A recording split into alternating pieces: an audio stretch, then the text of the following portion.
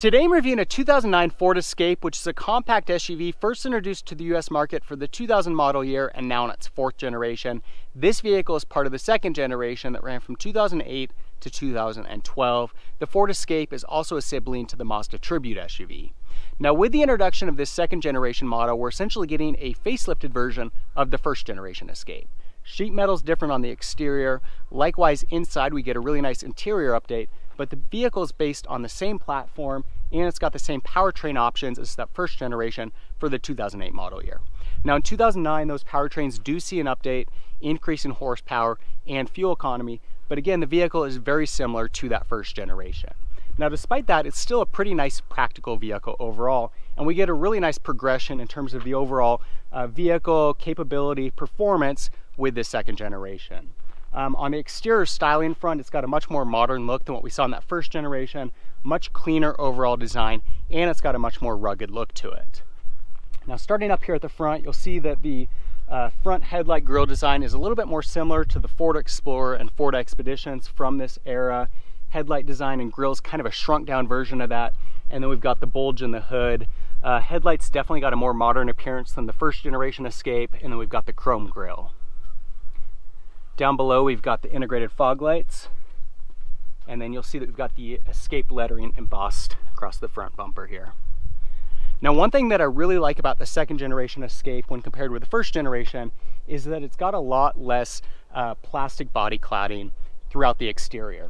First generation's got a lot of kind of gray or black plastic on this front bumper, which kind of fades over time. Likewise, on the side of the vehicle, it's got this body cladding along the bottom that again fades, and it just has kind of a cheaper look to it. This vehicle's got a lot more sheet metal and just has a cleaner look overall. We still get the rocker panel along the bottom here in plastic with these little pieces sticking out. They give it a rugged appearance, but just overall much cleaner look than what we saw in that first generation. Now the Escape's available in a number of different trim packages. Base model is the XLS. This is the mid-level XLT package, and then they've got the top of the line limited model, and then they've also got a hybrid model and a limited hybrid. So a number of different options to choose from.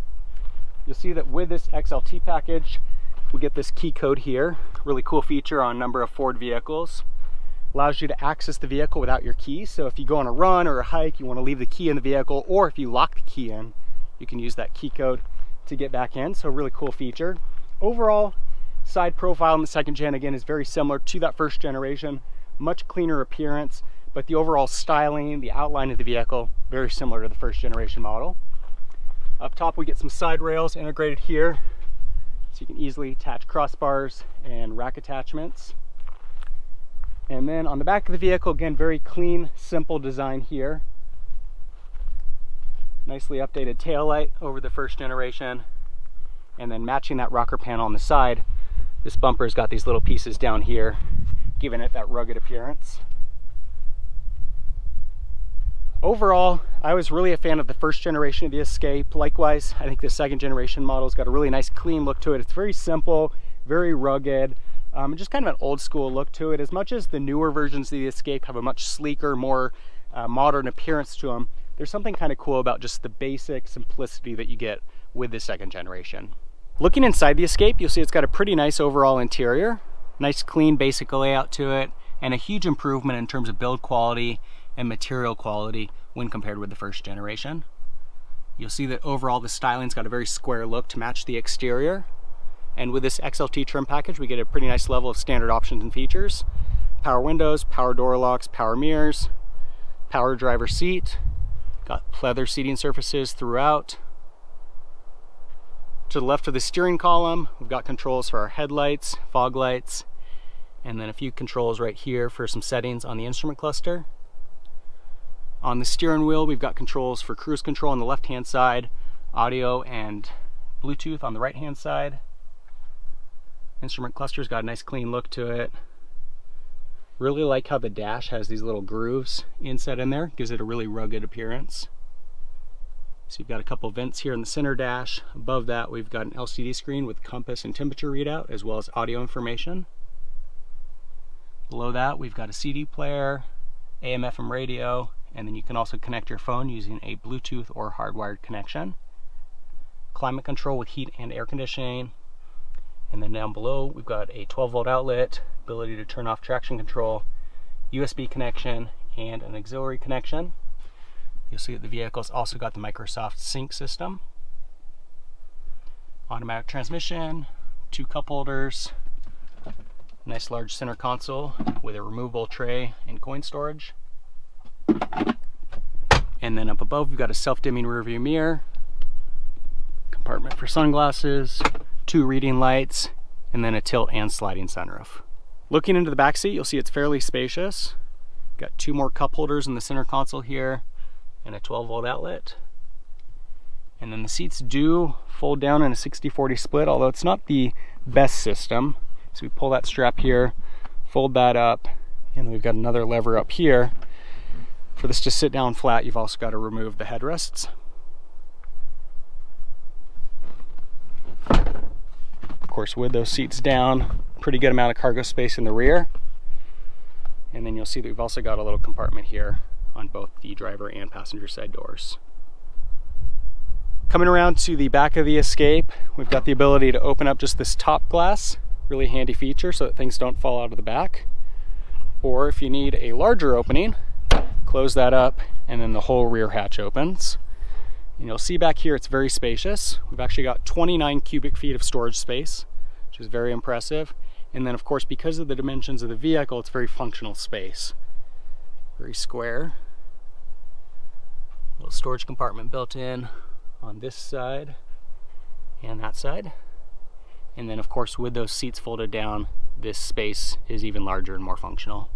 The Escape is available in front-wheel drive or all-wheel drive, and under the hood you have your choice of 3 different powertrain options. The base engine is a 2.5-liter 4-cylinder with 171 horsepower. That's paired to either a 6-speed automatic or a 5-speed manual. That's the only powertrain option on the Escape available in a manual transmission.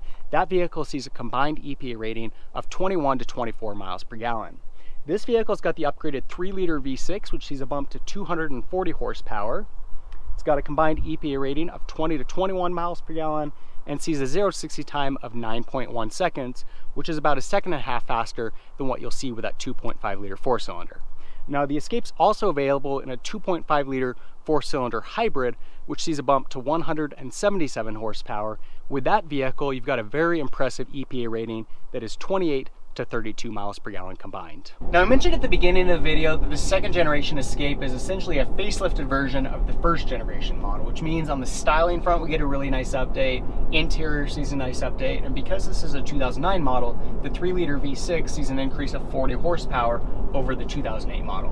But despite all of that, it's still essentially a 1st generation Escape. So when it comes to ride quality and handling, it feels like a much older vehicle than it is. The handling is not that impressive on curvy roads.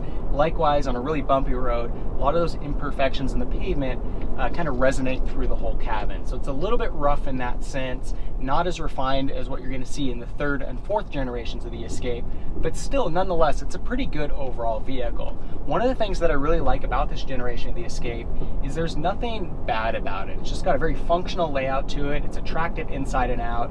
It's got a good level of basic features, but there's nothing over the top about it. There's nothing dramatic, there's nothing exciting. And certainly if you're looking for that in a vehicle, I wouldn't recommend a 2nd generation Escape. But if you want something that's practical, that's economical, that's efficient, that's functional, this vehicle does that very well. So that's the 2nd generation model of the Escape, a really great vehicle all around and a good option for somebody that wants a very practical and economical vehicle. Styling wise, it's got a really clean appearance to it. It's very simplistic, yet at the same time very rugged. Likewise inside, it's got a very simple interior, but a good layout, decent quality materials. Ride quality and handling aren't that amazing, but they're not terrible either. Likewise, the performance isn't that astounding, but fuel economy is pretty good, and I love the fact that this vehicle is available with that hybrid powertrain. If you have any comments or questions on the Escape, leave them in the section below. For more car reviews, be sure to subscribe. In the meantime, thanks for watching.